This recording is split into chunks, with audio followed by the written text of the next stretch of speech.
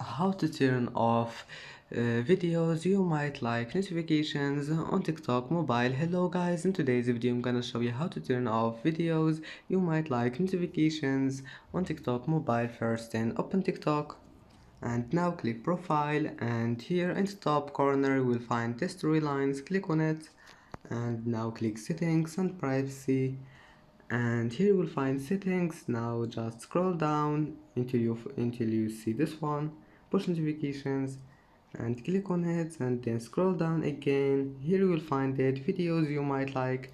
Now all you need to do is just turn it off by one click, and as you see, that's it. And that's it for today's video. If you like this video, don't forget like and subscribe, and thank you for watching this video until the end, and see you in the next video.